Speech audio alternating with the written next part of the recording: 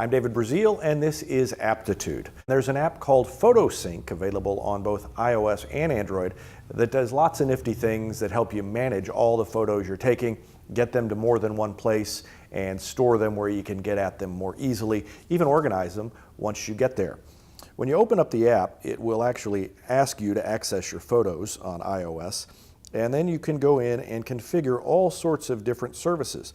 I've got mine configured to sync with the computer in my office, but you can use FTP, you can have photos uploaded to Dropbox or Google Drive, OneDrive, Amazon Cloud Drive. There are built-in services for Flickr or SmugMug, Picasa or Google Photos, and just all sorts of different services that are easy to set up so you can automatically move your photos around.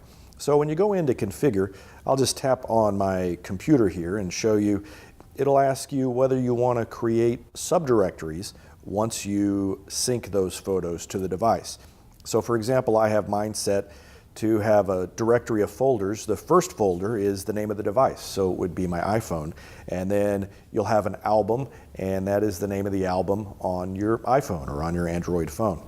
You can also select whether you want to select the photos before you transfer or just automatically transfer them in bulk. And you can even give them custom names, name them with the date they were taken, and select the quality that you want to sync. As we back out, we can see a quick transfer option, and this is kind of neat because you can set up one quick transfer that just lets you push a red button and hold it down, and it automatically will sync the photos without you having to go through all the selections every time.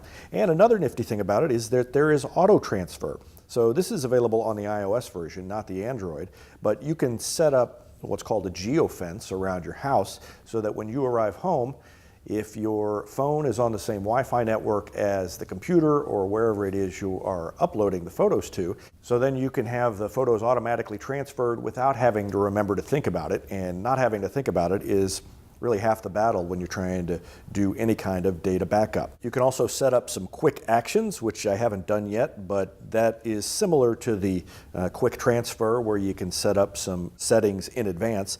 And then you can also go in and select the photos that you want to transfer. So let's look at what that looks like. Go into the camera roll, and there are a bunch of photos here. Let's say I want to transfer these screenshots from the Photosync app onto my computer.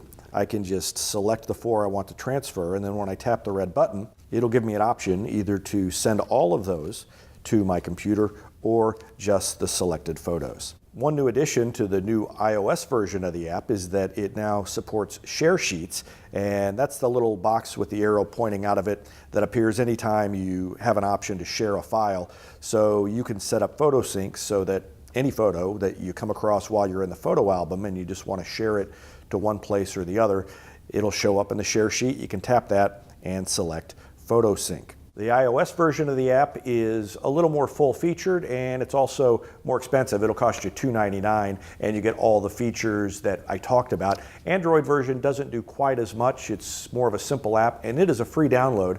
And then there is an upgrade that you can pay for to give you some of the features that are included in the iOS app. Photosync is a great way to handle your photos, to get them to different services, to back them up in more than one place. And I use it a lot to move my photos around and keep them organized on my home network.